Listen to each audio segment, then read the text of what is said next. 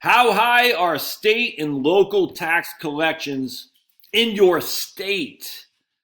Collections is the key word here, my friends. Collections. So we're going to look at this from the Tax Foundation. And for some reason, Pablo wants to join us. Pablo likes talking about taxes. Actually, I just eat some breakfast. And Pablo says, I smell bacon and eggs. All right. Janelle Kamenga, always writing. She's just freaking prolific writer for the Tax Foundation. So let's read this. We got a nice graph there too, or a nice chart. I love charts and maps. So, although tax day has been pushed back this year, mid-April is still a good occasion to take a look at local tax collections.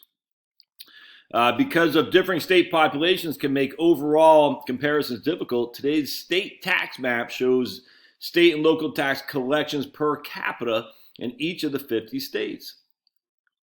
Tax collections of 11,000, my breath stink. My breath stink. You like that smell of bacon and eggs? You know, I like the smell of you. I gotta give these guys a bath today, stank. Tax collections of 11,311 in the District of Columbia surpass those of any state. Remember, that's per capita, per head, per Pablo, per head. The 5 states with the highest tax collection per capita were New York, Connecticut, New Jersey, Hawaii, and North Dakota. What? The 5 states with the lowest tax collections per capita were Tennessee, Alabama, South Carolina, Mississippi, and Arizona. What? That's interesting. Huh?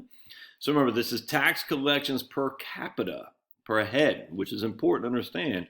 But interesting, North Dakota and Arizona in those two. I would have thought Arizona would not be in the top 5. I would have thought it'd been the South, all of them. And I'm surprised North Dakota's in the top 5 for most tax collections per capita. All right, so what we're going to do is we're going to look at this graph here in just a second.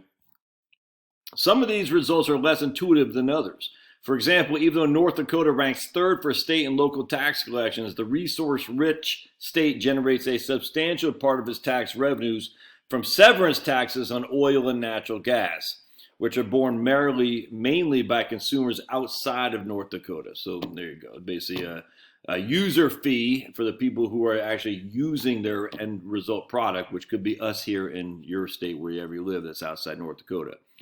As a result, North Dakota joins the ranks of high tax states in terms of per capita collection, even though the tax burden on North Dakota is comparatively low. See, that's good to know. You got to read more than just what the graph is saying. You're like, oh, that's crazy. I shouldn't move to North Dakota. I tricked you there, didn't I?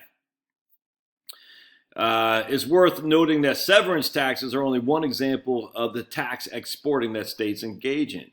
Travel taxes, hotel taxes, car rental, and meal taxes disproportionately impact non-voting residents who have few means of redress. As a result, states that generate substantial amounts of tax revenue from tourism may show tax collections per capita that are significantly higher than the actual tax burden. Tax on businesses may also be exported in terms of the price that they pay for shipping overseas out of the county, out of the state. It's important to keep both legal incidents and economic incidents in mind when evaluating the true cost. So that's good stuff. Yeah, I'm not on Twitter, but if you're on Twitter, you should certainly follow her. So let's just look at this. So at the end of the day, I think we can still get a pretty good gauge. New York, look at that. I mean, oh, sweet, look at that. New York, 10,000 per person, number 1 in the country. Canuts, man. So we already talked about North Dakota. What is Minnesota exporting? Fishing? I don't know. So here's Maine, the great state of Maine. Number 14, 5,500 per capita. So, I mean, it's simple. This is how it works. You collect, let's say Maine's got 1 million people. So we take 1 million people for simplicity, it's about 1.1. But just for simplicity, we got 1 million people. They collected 5,000. Let me get my calculator and see how much that is. Hold on a sec. So for simplicity, they collected $5,500 per person in the state of Maine. We times 5,500 by 1 million, and that's $5.5 billion of tax collections that they collected in the state of Maine. I hope that makes sense. So that's 5.5 billion the state has to do something with, which we want the state to be less involved.